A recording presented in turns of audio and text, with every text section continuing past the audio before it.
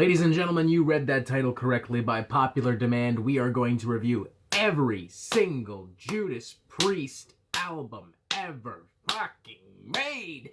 Hell yes. But before we do that, I'd like to remind you that I will be hosting a live Halloween party and Blair Witch drinking game on October 24th, right here on the Metal Meltdown. Lots of drinks, lots of laughs, lots of spooky stupidity with myself, the Metal Meltdown community, and our special guest of the night, Dark Moon Desires. We'll be going live at approximately 6 p.m. Eastern Standard Time, and we plan on playing well into the night. So, grab a drink, pop on by, say hello, join the motherfucking party. Alright, we got that out of the way. Now it's time for some fucking Judas Priest.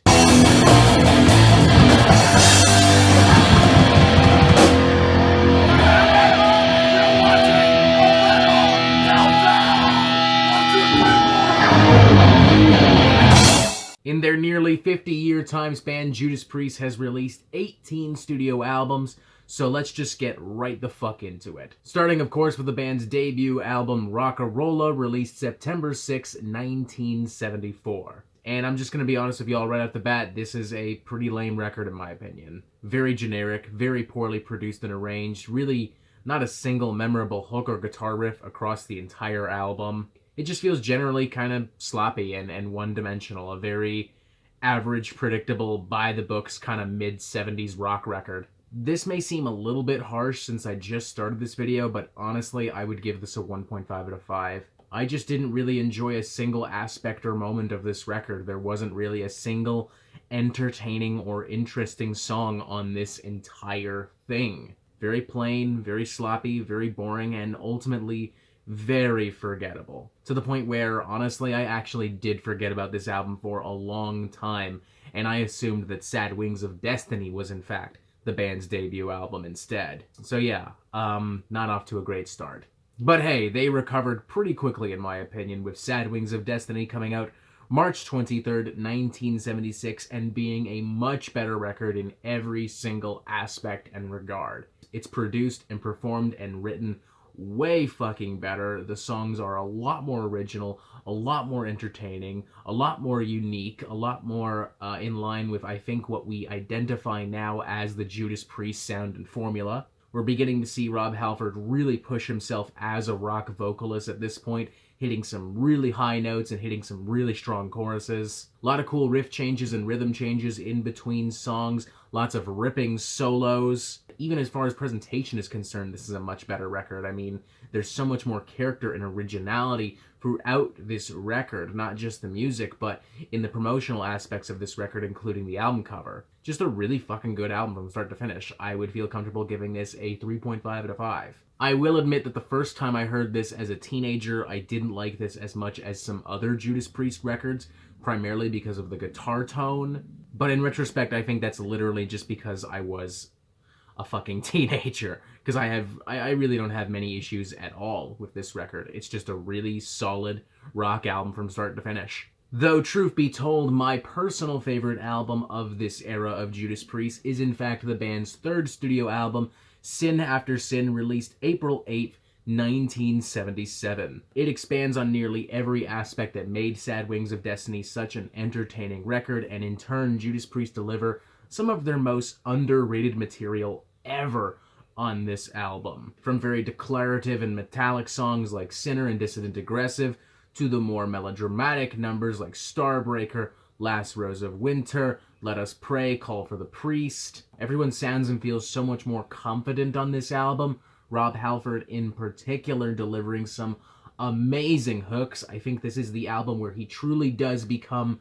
the Rob Halford that we know and love today. A fantastic album from start to finish, in my honest opinion. I would give this a 4 out of 5. While this isn't my favorite Judas Priest record, this is probably the one I am most likely to play at some kind of party or a barbecue or something like that, because it manages to stand on that line of being like a great vintage heavy metal record and being like a great vintage accessible rock record. And that's kind of rare because, you know, as much as all my friends love rock music, we don't all necessarily love metal, or at least not the same types of metal. Like, I've got some friends that are really into tech death and prog metal. I've got some friends that are really into black metal, and I've got some friends that just don't really give a fuck at all, and they would rather just listen to like really experimental pop and hip-hop. But I turn this album on, and no one's got an issue. Everyone just thoroughly enjoys it for what it is, and that, for me, is the sign of a truly great, nay, timeless record. Next up, Stained Class, released February 10th, 1978, and truthfully, it took me a long time to really enjoy this album, pretty much because, once again, I just wasn't really enjoying that guitar tone. I like the speedy rhythms, I like the heavy percussion, I like the flamboyant electric guitar solos, and I especially loved Rob Halford's very theatrical vocals on this album, but the guitar tone just always left a lot to be desired for me. Now I like it a lot more, but I'd be lying if I said that this was a favorite of mine from this era of Judas Priest. Which isn't to say it doesn't have jams, because it does. I mean, Better By You, Better Than Me, White Heat, Red Hot, Stained Class, Beyond the Realms of Death, all certified bangers. But I would hesitate to call this album a classic, unlike so many other people out there. So I guess I would personally give this a 3.5 out of 5. Maybe not the most enthusiastic one at that, definitely closer to a 3 out of 5, but a 3.5 out of 5 nonetheless. Next up, the band's 5th studio album, known in some parts of the world as Hellbent for Leather, known in other parts as Killing Machine, released October 9th, 1978. This album's interesting to me because I think this is the point where the entire metal genre begins to look like the metal genre that we know today. Not just Judas Priest, literally the entire genre. I mean, the guitars on this thing are significantly heavier sonically. There's a lot more of a metallic grit and edge to it. Rob Halford's vocals and choruses are a lot louder, and at this point the band is also beginning to adopt that kind of biker image, you know, the leather, the studs, the motorcycles. By this point, too, Judas Priest is really beginning to stir the pot and starting to become a little controversial, hence why this album has a few different titles. But looking at the album more objectively, it features some of the band's most underrated and heaviest cuts. The track Delivering the Goods, for instance, is such a heavy, raucous, dare I say, kind of sexy party metal banger. Same goes for Rock Forever, same goes for Hellbent for Leather, same goes for The Green Monolishi, probably one of the few tracks on this album that people regularly talk about and listen to. Now, I will concede that it is a very heavy-handed record, with the first half being significantly stronger than the second half, but I would still give this a very enthusiastic 3.5 out of 5. I gotta say, this early era of Judas Priest in general is pretty underrated. Like, these were some really interesting and fun records to revisit and sink my teeth into. But of course, this brings us to the band's 6th studio album and their first really big fucking hit, British Steel, released April 14th, 1980. By this point, it's very clear that Judas Priest have been paying very close attention to the evolving hard rock and heavy metal scenes, and it's also very clear that they know what kind of band they want to be, and they know what they have to do to get there. I think all of that is why British Steel is ultimately such a fantastic and such a powerful record still to this day. They are so confident, so clear, so concise, they don't waste any fucking time whatsoever, dishing out banger after banger after banger, all laden with fantastic performances, fantastic production, fantastic riffs and hooks, and pure, authentic heavy metal energy. I mean, tracks like Grinder, Living After Midnight, Breaking the Law, some of the most iconic and thoroughly entertaining tracks still to this day. They're catchy, they're fun, they're simple, they're accessible, they're still so heavy on top of all of that. Just a fucking great record from start to finish. This would be a 4 out of 5 for me, and a very, very, very enthusiastic one at that. Like, dangerously close to crossing over to a 4.5 out of 5. There's a reason why this album is as iconic as it is, ladies and gentlemen, and if you have yet to hear it, you need to fucking change that immediately. Next up, Point of Entry, released February 26, 1981, and while this isn't a terrible record, it is definitely a disappointment coming off the heels of British Steel. The production value is still really good, there's still some really great performances on here, but the songs just aren't as memorable, they aren't as invigorating, they aren't as energetic, and they're not as fun. Excluding lead track Heading Out to the Highway, there's very little from this album that I remember. In fact, if we were talking about strictly songwriting alone, This is actually pretty close in quality to their debut, Rolla. Not quite as sloppy, mind you, but definitely just as boring and forgettable. I would give this a 2 out of 5, I suppose. It is saved ultimately only by being objectively still well produced and performed. It's just a shame that the songs themselves don't really go anywhere or offer anything that exciting or interesting. But hey, we got Heading Out to the Highway. That's one banger, I guess. I don't know. Next up, Screaming for Vengeance, released July 17th, 1982, and what a fucking awesome record. God, I mean it, folks. This album makes me feel fucking amazing every time I hear it. Like, every time I hear those opening guitars to Electric Eye, every time I hear that metallic sheen, every time I hear those massive drums, those screeching, glass-shattering vocals, I literally want to just punch a motherfucker in the face. I immediately feel like such a badass. I feel like I could lift the world on my shoulders. I feel like I could climb a mountain. I feel like I could fight a fucking bear. This album just gets you so fucking pumped up with its vocals, its guitar riffs, its solos, its percussion.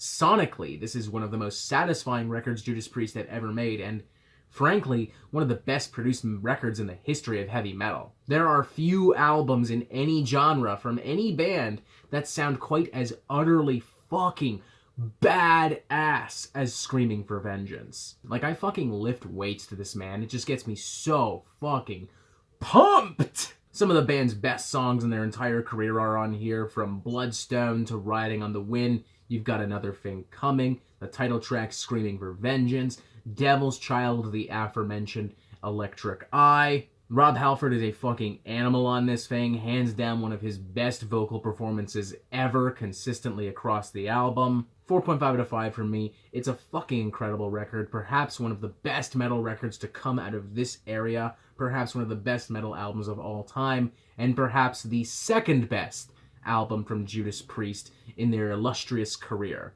Don't worry, I will tell you what my number one is when we get to it. We're not quite there though, but we're getting there. Next up, Defenders of the Faith, released January 4th, 1984. Holy shit, happy fucking new year indeed. This album is every bit as well performed and produced as Screaming for Vengeance, every bit as triumphant, every bit as badass, maybe not as clever as far as songwriting is concerned, but ultimately every bit as satisfying, entertaining, and utterly fucking cool. Utterly fucking badass. What it lacks in outright originality, it more than makes up for in incredible performances and attitude, so I would give this a very enthusiastic 4 out of 5. Yes, it's basically just Screaming for Vengeance Part 2, but that's not really a bad thing, because in case you hadn't noticed, Screaming for Vengeance was fucking awesome! Next up is Turbo, released April 14th, 1986, which to this day stands as one of the band's more divisive and even controversial records, thanks to their embrace of pop metal and glam metal production value, larger arena rock style choruses, and guitar-based synthesizers. If I'm not mistaken, some fanboys at the time even accused Judas Priest of selling out with this record. To some extent, I can understand why. I mean, this is the point where glam metal is getting really big in North America, to the point where even long-standing rock bands like Queen and Def Leppard are beginning to embrace that sound. But here's the thing, looking back on those records of those eras, Queen and Def Leppard fucking kicked ass, and spoiler alert, Turbo kicks ass too. I mean, I don't know how y'all are going to respond to that. I know for a fact I will have a couple YouTubers on my side, namely Quest for Metal and Wyatt X Him, but if it really is just the three of us, then fucking so be it, I suppose, because I fucking love this album. With infectious fucking hooks, absolutely delicious, tasty as fuck guitar licks and synthesizers littered across the album, resulting in some incredibly satisfying tracks like Hot for Love, Turbo Lover, the criminally underrated Locked In. My god, what a fantastic fucking song that is. This is easily a 4 out of 5 for me. I thoroughly enjoy the ever-living crap out of this record, and I don't care if they sold out. I don't care if this is pop metal. Pop metal's bad because posers listen to pop. Blah, blah, blah. I don't give a fuck, because at the end of the day, the subgenre crap doesn't matter, image doesn't matter. What matters is the album fucking fun? And Turbo's fucking fun. Plain and simple. Plain and fucking simple, ladies and gentlemen. Like, I fucking dare you not to dance along to Turbo Lover. I fucking dare you not to sing along with a big-ass cheesy grin on your face listening to Locked In. I fucking dare you, dude. I double fucking dare you. Next up, Ram It Down released May 17th, 1968, and following the massive successes of Screaming for Vengeance and Defenders of the Faith and even Turbo, this album feels like a genuine disappointment. It's just a really underwhelming record. I mean, it's still produced well, it's still got some great performances, but much like Point of Entry, it just doesn't really have any memorable or entertaining songs. To the point where I just really don't have anything else to say about this record. It is an utterly forgettable thing. It's just really not that special at all. I gave Point of Entry a 2, so I guess it would be fair to give this the same thing, since I ultimately feel the same way. But I will say, the thing that Point of Entry has to its advantage, it did have at least one banging song. This has 0, so yeah, that's not fucking good. And this brings us now to Painkiller, released September 3rd, 1990. And I'm not gonna waste any fucking time with this one. This is a fucking masterpiece of pure metal manicy. When you say metal, I literally think of this album every single fucking time. This thing just bleeds pure metal energy. From the riffs to the choruses to the percussion to the incredibly metallic production value, heavy with reverb and static and violent metallic clashing, emboldening some of the band's most aggressive and extreme material to date. I mean, my fucking god. You can definitely tell these guys have been paying a lot of attention to, like, thrash metal and early power metal on this thing, because holy shit, it is so fucking huge and epic and utterly fucking insane. If Screaming for Vengeance made me want to lift the world on my shoulders, this makes me want to lift the entire fucking galaxy on my shoulders. Like, this is just a fucking roller coaster of badass metal attitude and power. Everyone just pushed themselves to the absolute fucking limit with this album, with tracks like Leather Rebel, with tracks like The Metal Meltdown. Speak of the devil, that's where the fucking title of this channel came from. Moving on, the thunderous title track Painkiller, which to this day still has some of the most vicious percussion and lead vocals of all time. God, what an amazing fucking album. What more can I say? It's fucking perfect. 5 out of fucking 5. The best album Judas Priest have ever made. One of the best heavy metal albums of all fucking time. Just an absolute fucking masterpiece of a heavy metal record. I think I'm literally a little flustered just thinking about this thing. I'm gonna get myself a fucking drink and be back in a moment. Next up is Jugulator, released October 16th, 1997. 7 years after Painkiller. Why did it take so long? Well, to put it simply, Judas Priest fucking kinda broke up. Kinda. Sorta. Depending on who you ask. I mean, they were technically still a thing, but Rob Halford left the band in '92 in order to pursue other projects, and it doesn't really look like they were up to a whole lot in between '92 and '97. Regardless, here they are in '97 with Jugulator, now with Tim Owens on vocals, and the results are...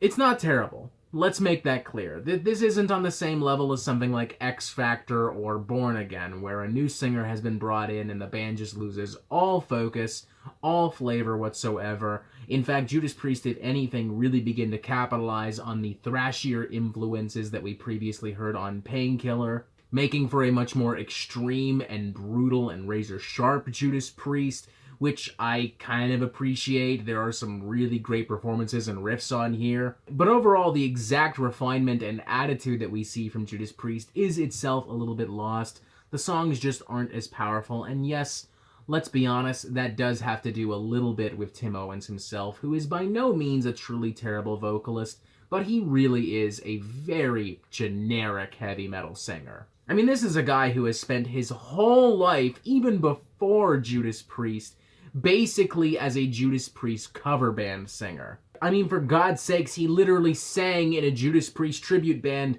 before being hired to sing in Judas fucking Priest. It makes the whole thing just feel very disingenuous, which is a shame because I don't think the music itself is. I think it's safe to say that in retrospect, they absolutely should have gone with a different singer with a different style. I think that would have made a world of difference. Perhaps they should have literally just enlisted a thrash metal singer for this thing. I mean, that's clearly the sound they're going for, so fuck it. But you know, whatever. I guess what's done is done. You can't really change history, can ya? I would probably give this thing a 2.5 out of 5. I would say check out a few songs here and there, because there are some tasty riffs, there are some tasty solos. Just don't expect anything really all that amazing out of Tim Owens, unless, of course, you love listening to Judas Priest cover bands. I don't, frankly. I don't care about cover bands at all, but hey, some people do. Some people want to sit in a bar and eat shitty fucking chicken wings and listen to their favorite songs being played by dads with beer guts. So go for it, man. To each their own. Next up is Demolition, released July 16th, 2001. And there's almost nothing to talk about with this album. It is so forgettable, so plain, so boring, so one-dimensional. This is the point where Judas Priest start to sound like the diet version of themselves. Like, it's as if a cover band decided to try and write a Judas Priest album, but somehow the real Judas Priest got a hold of it and, like, decided that they would release it themselves. It just feels so disingenuous to the point of being kind of pathetic, especially with Tim Owens on vocals. Like, my God, this guy is so blatantly, obviously just copying the ever-living fuck out of Halford. He brings nothing to the fucking table here. Jesus, thank God this would end up being his last album with Judas Priest. And thank God I don't have to talk about this album again after today. 1.5 out of 5. It's a fucking bad record. It's fucking bad, man. God damn, Demolition fucking sucks. God damn, it's fucking lame. At least those other records are worth talking about. This is just fucking crap. If this was released by a no-name heavy metal band, y'all would ignore the ever-living fuck out of it, and you know it. Next up, Angel of Retribution, released February 21st, 2005, and this time, Rob Halford is back in the band. Doesn't make a gigantic difference. Not really. I mean, this album is objectively better than Demolition, but would I call it a good album? Not really. I mean, the opening track, Judas Rising, is kind of an explosive, epic little number, and there are some other tracks here and there that have some decent riffs and some decent solos, and of course Rob Halford sounds fucking fantastic, because of course he does. He's Rob Halford. He sounds fantastic all the fucking time. But this ultimately falls in line with records like Point of Entry and Ram It Down, where it's just ultimately a pretty forgettable record with not really a whole lot of interesting or exciting songs. I would probably give this, I don't know, a 2? Maybe a 2? Yeah, a 2 feels right to me. Off the top of my head, I literally can only remember the track Race with the Devil. It's called Deal with the Devil. That doesn't exactly help, does it? Next up, Nostradamus, released June 16th, 2008, and this is where Judas Priest decided to get really ambitious, deciding to craft a full-blown concept album and rock opera. Now, on surface level, Nostradamus has a lot going for it. It is a very ambitious concept album, semi-rock opera, inspired by the works of 16th century writer Nostradamus. Judas Priest is not the first band I would expect to ever tackle such a project, but hey, if they can tackle like glam metal and thrash metal and classic rock and come out pretty unscathed, then I don't see in theory why this can't work. In theory, at least. In execution, this thing is a bloated, pretentious mess, and I want it to die. I fucking despise this record, man. It is just so fucking long. so fucking bloated, so devoid of interesting and engaging material. It's an album that throws around synthesizers and progressive passages and all these long-winded keyboards and operatic choruses, not because it benefits the story, not because it benefits the concept, but simply because it sounds like super fancy and, ooh, look at that, it's progressive, oh! The definition of fucking artsy-fartsy fucking crap. The kind of schlock I would expect from fucking Dream Theater. Like, this album is a really fucking shitty vanilla cake made in an easy bake oven that has been absolutely plastered with the best homemade buttercream icing you could possibly imagine. Like, it looks fucking stunning. It looks like a wedding cake. It looks like the cake itself is going to its own wedding. But deep underneath all of that icing, all of that sugary, sweet frosting, there's nothing there. There's no flavor. There's no substance. It is just crap. It is just flavorless, bland, stupid crap. And it goes on for fucking 100 minutes.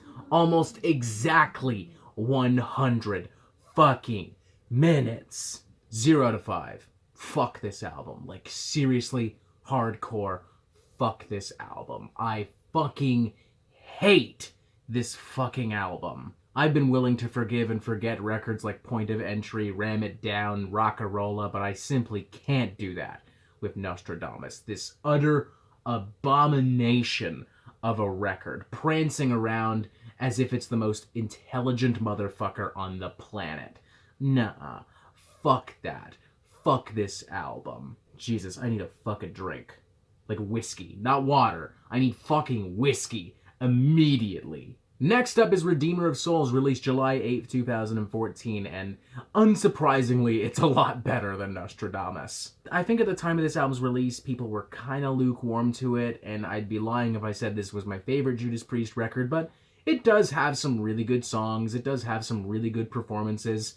Richie Faulkner in particular makes his debut on this album, and he's really fucking slaying it on lead guitar. The title track is solid, March the Damned is solid, Dragonaut is solid. I like seeing Rob Halford subtly push himself back into more extreme territory, even introducing a few gutturals across the record, kind of giving this thing like a Swedish melodic death metal vibe in some parts, like if Arch Enemy decided to make a more traditional heavy metal record. I would give it a 3 out of 5. Had it not followed a slew of incredibly mediocre and forgettable records, I probably would be a little harsher to it, to be honest.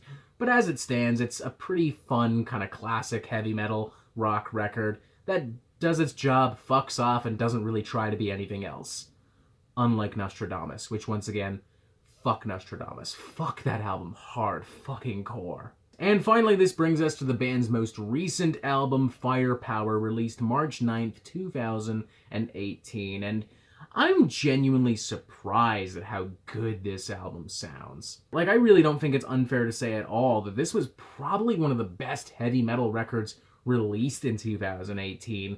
At the very least, Judas Priest's best album since Painkiller. It feels so much more inspired, as if somebody literally gave Judas Priest a serious kick in the ass behind the scenes. It's evident on scorching tracks like Lightning Strikes and the title track Firepower.